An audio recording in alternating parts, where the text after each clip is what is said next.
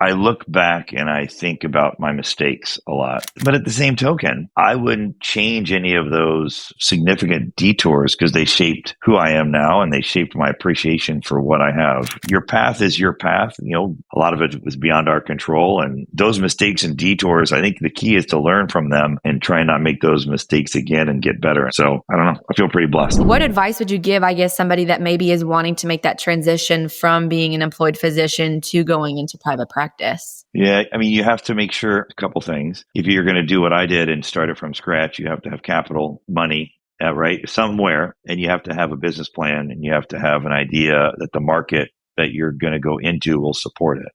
So you have to understand your market, understand the market share, the demand for whatever product you're going to, whether it's hip, knee, sports, spine, whatever, understand the marketplace, number one. Number two, you got to understand what you're leaving. So I had a 2-year, 50-mile non-compete. So I started 2 sites outside of my non-compete and drove every day.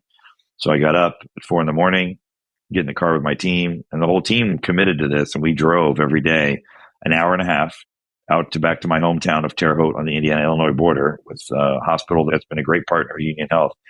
And so we got up every morning, drove from Northeast Indianapolis, an hour and a half to Terre Haute. We did surgery and we drive back. So long days, but I had to obey the non-compete. And the non-compete laws are changing very quickly. Like that's up in our state Senate right now in Indiana. We'll see it pass the Senate. It's struggling a little bit in the House. But all these non-compete laws are coming under scrutiny right now as well for physicians and patients for that reason. We're so stupid. Like, we have a shortage of physicians. Why are we limiting them? So I think that's why you're seeing the change. Like the non-competes have been in Indiana for my entire career. 2 years ago, they removed them for primary care physicians, kept them for specialists, which go figure out why that is. But now that's what's on the docket now is to remove them from all physicians. And I think, it's employed physicians that are employed by hospitals. That's the one that it's never just get rid of them, which it should be. But I'm a huge believer in if you treat your providers well and your physicians well, they don't want to run from you. And if they do, they're probably not the right fit. So I'm a huge fan of not having of just removing non-competes, or just I think it's removing, like getting government out of our pockets of how we make things and provide for our families. I mean, right. If you're a surgeon, you should be able to go and practice wherever you want. Agreed. So I think, it goes back to the question of what advice to understand your exit, understand the business model. And then the final piece of it is put together a really good team because you can't do any of this by yourself.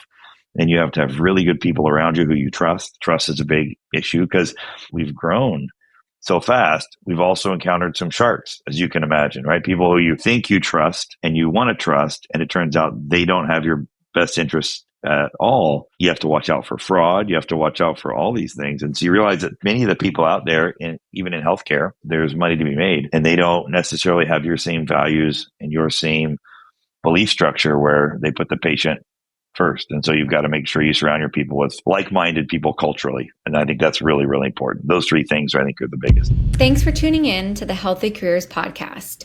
In 2024, we reached over 32,000 listeners and ranked in the top 15% of all podcasts. We're proud to have SharePro Health as a sponsor and are currently looking for 2 more partners in 2025. If you're looking to connect with healthcare leaders, providers, and innovators, we'd love to spread the word about your service, product, or business. Reach out to me, Maddie, for more details. 100%. I think people, when they see a workhorse or they see people that they know are going to do something, they kind of just take a ride on your coattail to say, this will be fun, right? And I can make money off of their hard work. And often they're the same people that cause the issues and are the sharks. So yeah, that's a good point. You sound like my wife who advises me like she believes, and yet you're right. People who advocate on my behalf sometimes say that as we're building this, you're right. There are people who will kind of get on the train, but they may not have the best interest. That's a great point. And I think that can occur. Even if you look in, it's like when you do a group project and a lot of times they assign you to someone and you're like, well, I'd rather do it myself because I'm going to do all the work anyway. Right. I'd rather just do it independent and grow slow, but it sounds like you've figured out kind of the secret sauce there. I don't know if I figured it out. It's nice to say. I mean, let's just say at HOPCo, they have a phrase where you're building the plane while you're flying it. And I think it's sort of in a growth company, you do that. So you make mistakes. The key is that hopefully the mistakes aren't catastrophic and you learn from them and you keep moving forward. Yeah.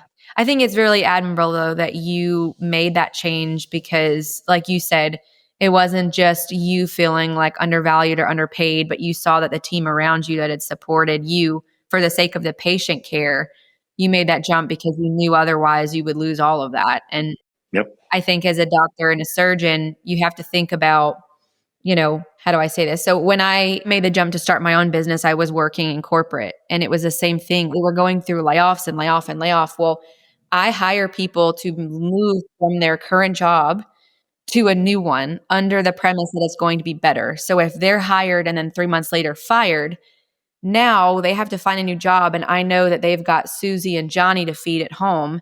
And I feel like crap because I told them to come here and now we're screwing them over.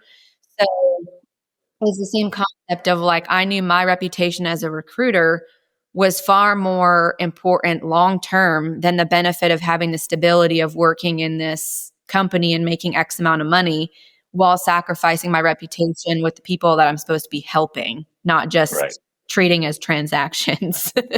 Right. No, I think that's right. You got to, everybody around you, if they're going to help you do something special, they're people with families and you need to be an advocate for them. Right. Yeah. I think I spent a lot of time really the last few months. It's interesting. I've really focused on one aspect of culture and leadership that for some reason, I think it's being lost a little bit is being more selfless and having humility. I think what I see a lot of is sometimes and maybe it's just life in general, but I see a lot of arrogance and a lot of false arrogance. And I think it's one of the Achilles heels of something that can kill culture because we can all learn from each other. We can all learn. I get up every day and hope that I learn something new. And I think I've heard people say this before, good leaders have said this, they do not like to be the smartest people in a room. And I think that's exactly right. Surround yourself with smart people, acknowledge that other people have a tremendous gift and knowledge that they can impart to you and soak it up. But I see unfortunately, a lot of false arrogance. Thank goodness we don't have a lot of it, but that's one of the things I've been preaching lately is just try and be selfless and try and have humility. Yeah, 100%. It's funny. I speak to physicians and surgeons all day long, and sometimes I get them on the phone. And I talked to one the other day that I'd called for a job opportunity and she was open for work on LinkedIn. So I thought, oh, great, this might be a good match. Maybe it's what she's looking for. And she answered the phone with her first name. Hello, this is so-and-so. So I said, oh, hey, so-and-so, this is Maddie. I'm, recruiting for this role, X, Y, and Z. And she's like, it's Dr. So-and-so to you. Oh my gosh. None of my clients will want to hire you with that ego, Oh my gosh.